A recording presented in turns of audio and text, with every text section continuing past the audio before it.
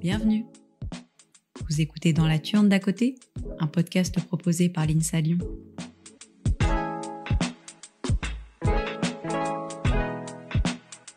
Il y a des périodes de la vie qui marquent, des moments où on a le sentiment d'être à un tournant ou à un carrefour de sa vie. Et c'est souvent le cas lorsque l'on entre en études supérieures. Entre la sortie du lycée et le début de la vie d'adulte, les choses se bousculent dans les esprits. Alors nous sommes partis à la rencontre de Robin, Romane, Clara, Antoine et Lucie. En nous ouvrant la porte de leur turne, le nom qu'ils donnent aux chambres étudiantes dans leur école, ils nous ont partagé leurs joies, leurs peurs, leurs ambitions, mais surtout leurs espoirs.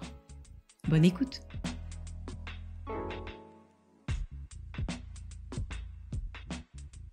Clara est une grande sportive. Chaque activité qu'elle entreprend est l'occasion de se dépasser. Seulement un jour, elle s'aperçoit que ce perfectionnisme lui joue des tours. À la puberté, elle connaît la triade de la femme athlète. Un symptôme sournois qui touche de nombreuses sportives, engendre troubles du comportement alimentaire, troubles du cycle menstruel et une baisse de la densité minérale osseuse. Des premières injonctions intérieures à aujourd'hui, elle nous raconte son histoire qu'elle a également documentée dans son livre intitulé « Regardez devant » paru aux éditions Michelon.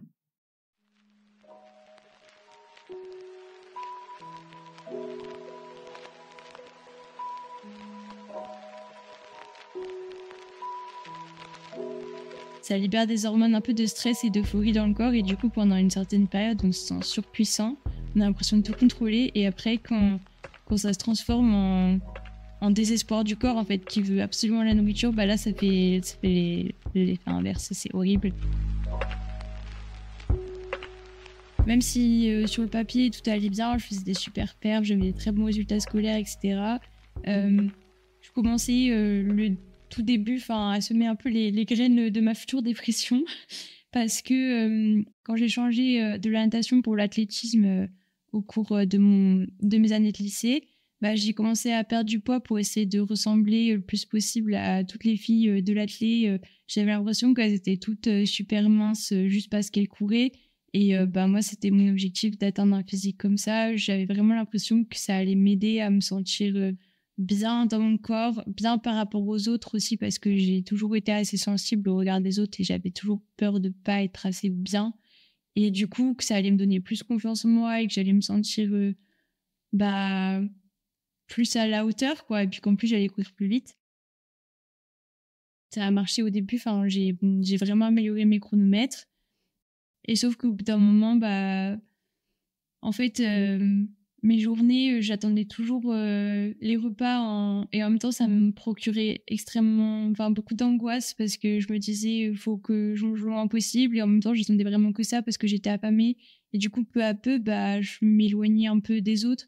J'avais la chance d'être vraiment très bien entourée. J'avais une super coloc et j'avais des bons amis, mais en fait, pareil, j'avais pas envie qu'ils voient à quel point ça allait pas bien dans ma tête et à quel point j'avais des idées noires. Et puis peu à peu, il y a les crises de nourriture qui sont développées parce que une fois que le corps il a été privé trop longtemps pendant trop d'années consécutives, ça fait vraiment des réactions bizarres qui font très peur et qui font aussi très honte.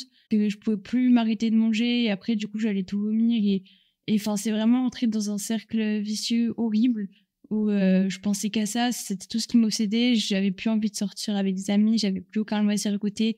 Ma vie, c'était vraiment le sport, le travail et puis cacher mes problèmes avec la nourriture et essayer de me prétendre que j'allais m'en sortir et que c'était pas très grave et que j'avais pas besoin de voir de psy. Pour ma famille, c'était un peu compliqué de réagir face à tout ça. Et ils voulaient vraiment m'aider parce que j'ai toujours été très soudée avec mes parents, ma sœur. Mais c'est très compliqué quand déjà c'est à distance et en plus il y a quelqu'un qu'on aime qui souffre, on voit qu'il va pas bien, mais en fait on se sent impuissant et on ne sait pas quoi faire et moi je m'en voulais de les inquiéter et eux ils s'inquiétaient pour moi et ils savaient pas comment m'aider. C'était très compliqué comme période.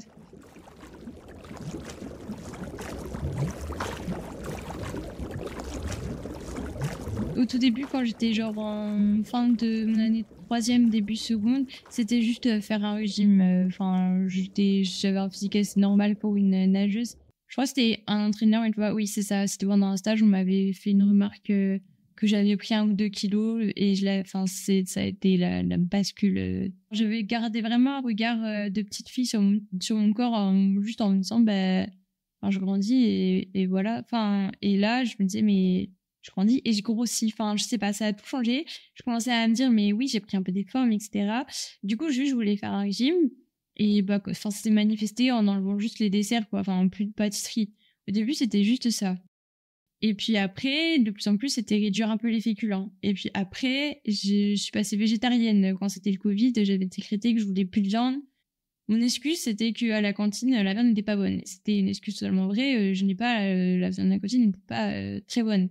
Mais c'était peut-être pas la meilleure idée de d'un coup couper complètement la viande, quoi. Mes parents, ils me disaient, mais il te faut des protéines avec tout le sport que tu fais. Et je disais, ouais, c'est bon, je mange des pois chiches. Ben, je mettais 4 pois chiches dans mon assiette. Je mangeais, alors déjà, je me levais vers 5 heures du matin. J'essayais de dormir jusqu'à 6 heures. Mais en fait, la faim m'empêchait de dormir la moitié de la nuit. Et je me levais, je mangeais une tablette de chocolat avec du pain de mie. Après, j'allais travailler. Après, vers 11h, j'allais courir. Vers 13h, je mangeais peut-être genre un quart d'assiette. Et le soir, pareil, un quart d'assiette. Et en fait, bah, je me sentais bien comme ça. Enfin, j'avais décrété que j'étais bien comme ça parce que vraiment, le matin, là, ça me rendait trop heureuse de manger mon chocolat. Après, ça me rendait trop heureuse d'aller courir. Et puis bon, bah, le reste de la journée s'articulait. Et quand je me replonge dans les souvenirs du moment, c'est vrai que la journée, je me sentais très bien. La nuit, c'était dur, là, quand je commençais à me lever de plus en plus tôt, à 4 heures du matin, je sentais que je commençais à avoir faim, c'était vraiment dur. Mais la journée, ça allait. C'est ça aussi qui est piège avec les troubles du comportement alimentaire, c'est que il y a quand même beaucoup de phases, enfin, c'est un peu des montagnes russes, il y a vraiment des phases où on voit que la relation avec la nourriture est bizarre, enfin, la personne n'a pas une alimentation normale, mais en même temps, ça a l'air d'aller, enfin, je veux dire, voilà. Et que en fait, il y a quand même des signes qui trompent pas. Enfin, avec la perte de poids, ma mère, elle se disant, mais là, tu t'es pesée, etc. Elle disait, oui, oui, oui, oui, non, mais t'inquiète, je descendrai pas en dessous des 50 kilos. Et puis 2 mois après, non, mais là, je suis à 49, mais je descendrai pas plus bas. Et puis 3 mois après, j'étais à 45, quoi.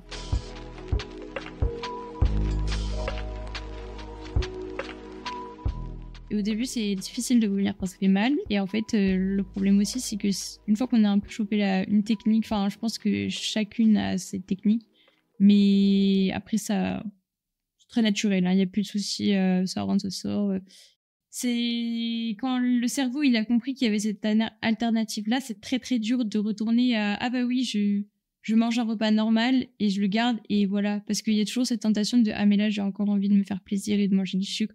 Ça développe un peu une sorte quand ça a commencé à basculer, ça devient très addictif en fait. Enfin, c'est comme une drogue en fait.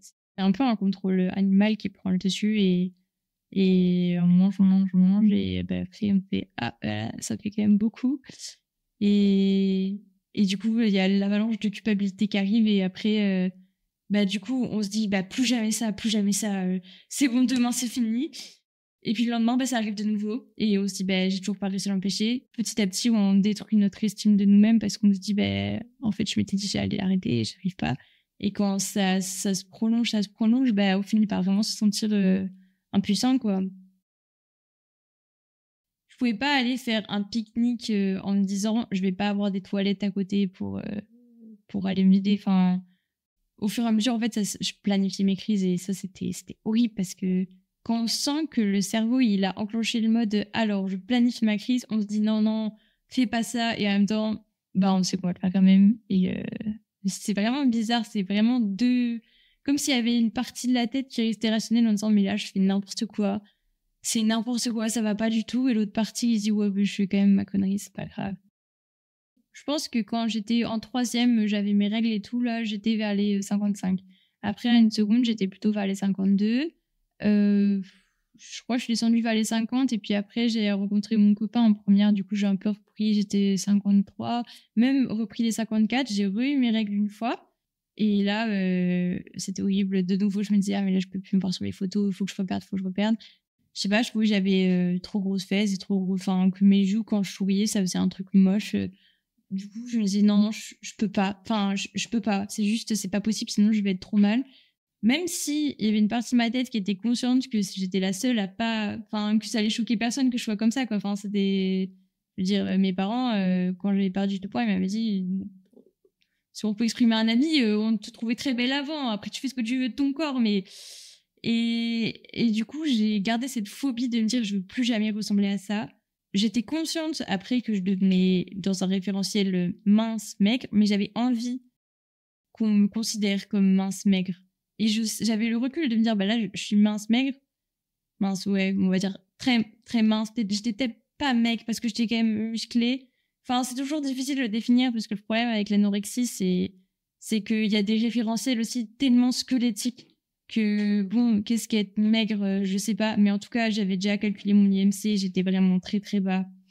Oui, quand je me voyais dans le miroir, j'avais pas la dysmorphie de me dire ah non, mais là, je suis énorme. Je savais que j'étais sèche, etc. Mais dans ma tête, si je voulais pouvoir me montrer face aux autres, fallait que je fasse comme ça. Et je me voyais pas. J'avais extrêmement peur de grossir et que après les gens me disent ah t'as vu, elle a pris du poids. Je pense ce qui m'a fait un gros élément déclencheur, c'est de me casser les 2 ligaments croisés au ski d'un coup. Et c'était pas un hasard non plus parce que j'étais tellement mal en fait que je m'en fichais un peu de où j'allais. Enfin d'habitude en ski, je skie bien et je suis prudente et enfin je skie vraiment depuis toute petite, donc ça m'était jamais arrivé d'avoir des gros accidents comme ça, alors que pourtant j'avais déjà fait beaucoup de hors-piste, beaucoup de slalom en compétition. Et là, juste, je m'en fichais, je fonçais dans les bosses. Enfin, c'est là que j'ai vraiment compris que mes os, ils s'étaient déminéralisés parce que j'avais fait n'importe quoi alimentairement parlant depuis plusieurs années.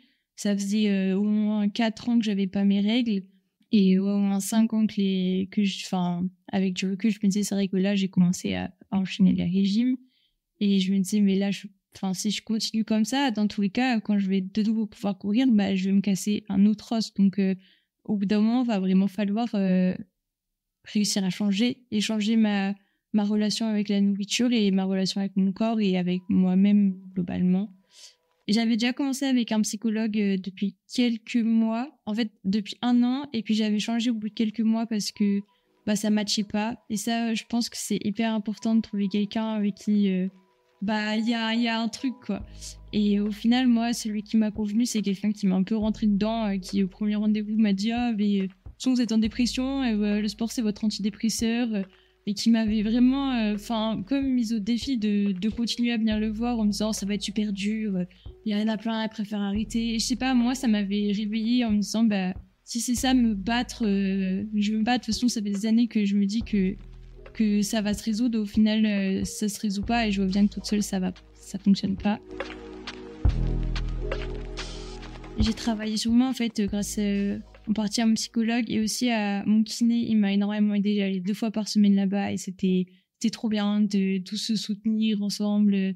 C'était comme quand je m'étais fait opérer après la rééducation, c'était super bien passé parce que j'étais à un centre spécialisé et je trouve que quand il y a des gens autour de soi qui galèrent un peu aussi, mais on se soutient tous, ça change vraiment tout. On se sent moins seul et petit à petit, je sais pas trop comment ça s'est fait exactement, mais j'ai vu que j'acceptais vraiment mieux la prise de poids, que mes objectifs physiques, ils étaient plus de absolument être à 45 kilos et qu'on voit aucune graisse sur mon corps et que je me disais que j'en avais besoin si je voulais pouvoir recourir, qu'il fallait absolument que j'arrive à trouver un meilleur équilibre poids-puissance et tous les troubles du comportement alimentaire.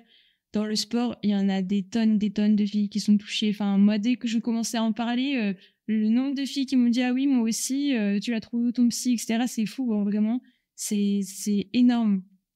Et même pas forcément dans le sport, vu qu'il y a plein de formes différentes, c'est vraiment très courant. Il y a du coup moi l'anorexie, ça m'a beaucoup touchée. Après la boulimie, il y a aussi l'hyperphagie où en fait pareil, on compense en mangeant énormément et on vomit pas. Et tout ça, c'est quand même assez tabou. Globalement, la santé mentale, on n'en parle pas comme ça à tous les coins de rue. Mais tout ce qui est en plus en lien avec la nourriture, j'ai l'impression encore plus chez les filles que chez les garçons. Même si les garçons, du coup, comme il y en a moins, j'ai l'impression que c'est encore pire niveau peur d'en parler.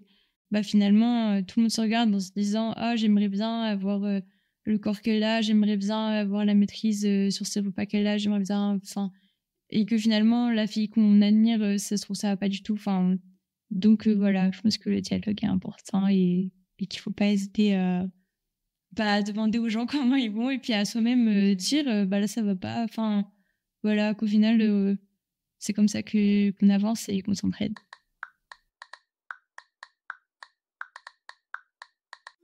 J'ai tout raconté un peu mon parcours et mes petites réflexions dans un livre qui s'appelle Regarde des devants et qui est paru aux éditions Michel. J'ai tout mon entourage qui me taquinait depuis mon opération en me disant, enfin pour me consoler, il me disait bon, au moins tu raconteras tout dans un livre quand tu iras mieux. Je disais super.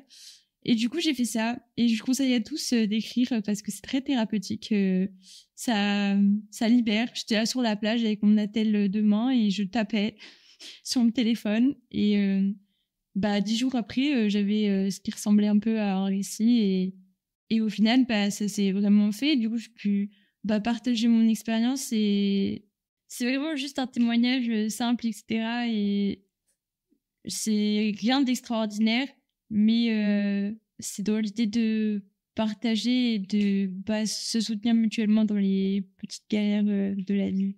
Si jamais vous vous sentez un peu seul dans les troubles du comportement alimentaire ou le perfectionnisme ou oui, l'exigence avec soi-même, quoi, la peur de l'échec, tout ça, voilà, vous n'êtes pas tout seul. On se réfugie, même si on n'a pas eu de soucis avec ça, la nourriture, on se réfugie facilement dedans. Enfin, tout le monde a déjà acheté un pain au chocolat parce qu'il se disait « Ah, j'ai passé une mauvaise journée ». Et du coup, forcément, des fois, je sais que moi, le soir, par exemple, il faut que je reste, entre guillemets, prudente. C'est là où souvent, si jamais la journée, j'ai beaucoup bougé, etc., et que j'ai pas assez mangé parce que j'étais j'étais de partout, etc., et que je me disais ouais ça va, j'ai pas trop faim, toute la faim elle revient d'un coup et du coup prendre le temps de manger lentement, etc., pas de manger trop vite. C'est vraiment quelque chose qui est fréquent quand on a faim et que en plus on cherche la satisfaction, on cherche à retrouver de l'énergie. Du coup c'est des choses sur lesquelles j'essaye de rester vigilante. Du coup moi je fais encore mon psy une semaine sur 2 parce que ça me fait du bien d'essayer de faire un check avec moi-même de honnêtement comment ça va. À chaque fois en plus je suis contente de lui raconter tous les trucs qui vont bien et d'être sûre de pas retomber dans des trucs de déni c'est vrai que là l'autre jour après le repas j'ai commencé à me dire attends j'ai mangé ça plus ça plus ça et avoir une liste de compte qui se mettait en place, enfin de pas avoir cette peur de manger tout simplement, de pas la laisser se réinstaller parce que même si ça va vraiment 10 fois mieux que je vomis plus, que voilà je peux retourner au restaurant, faire des vacances avec des amis, que enfin je veux dire tout, j'ai la sensation que ça va très bien, mais j'ai pas envie de me mentir à moi-même par rapport à certaines habitudes pas normales qui restent, notamment le fait de manger énormément de pommes, d'avoir toujours des réflexions par rapport s'il y a un dessert sucré qui est proposé. C'est pas instinctif de me dire tout le monde prend une part de gâteau, moi si j'en veux une, moi ça va vraiment être ok, est-ce que j'en ai vraiment envie, est-ce que j'ai encore faim, enfin je veux dire ça m'empêche, enfin je me sens vraiment bien et bien dans mon corps et dans ma tête. Voilà, je pense que personne n'est parfait, c'est ça qu'il faut garder en tête, que l'alimentation parfaite n'existe pas, que tout le monde fait comme il peut et que la perfection n'est pas un objectif. L'objectif c'est d'être bien et de se sentir bien, pas laisser des habitudes trop strictes se mettre en place. Au final quand ça s'est passé,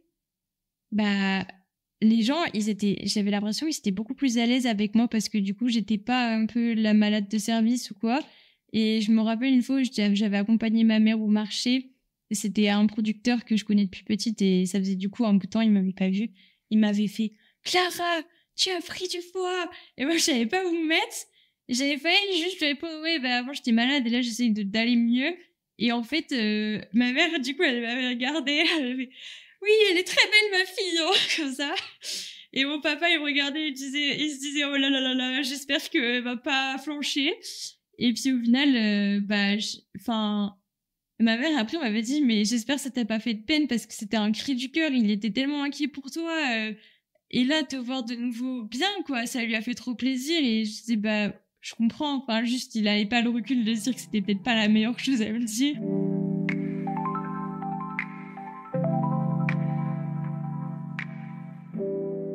Le premier déclic, je l'ai croisé, où là, je me suis dit, en fait, j'ai réalisé que j'étais contente qu'il me soit arrivé un truc. C'est à mesurer, hein, ce que je dis quand même. C'était très, très, très, très dur d'apprendre pour mes croisés. De réaliser que j'avais toujours considéré ça comme acquis de pouvoir courir. Enfin, en fait, des fois, je me demandais qu'est-ce que je vais devenir parce que je sentais que ça allait vraiment, vraiment pas. Je me disais, en fait, je pensais j'allais me faire une fracture de fatigue ou un truc comme ça parce que je mangeais rien, enfin je vomissais tout et je continuais à m'entraîner 100 bornes par semaine et je me disais, mais soit c'est mon corps, au bout d'un moment il va me lâcher. Mais au final, c'était vraiment ma thérapie. Mais le problème, c'est qu'on réalise souvent la valeur de ce qu'on a que quand on le perd. Du coup, maintenant, j'essaie de faire des petits trucs de gratitude list, des trucs comme ça, parce que c'est hyper important de se dire, bah, ça, j'ai fait ça aujourd'hui, ça m'a rendu trop heureux. Et qu'au bout d'un moment, il va falloir choisir entre un corps de fille malade qui peut rien faire ou un corps un peu plus épais, mais qui peut faire du sport. Je me suis dit, bah, moi, je veux me battre pour avoir un corps qui peut faire du sport, quitte à plus être maigre comme je le voudrais.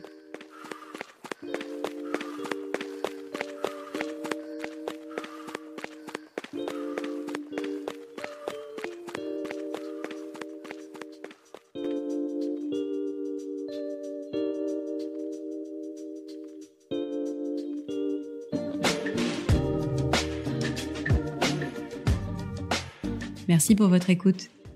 Si vous avez apprécié ce podcast, pensez à vous abonner pour ne rien rater des épisodes à venir. À très bientôt.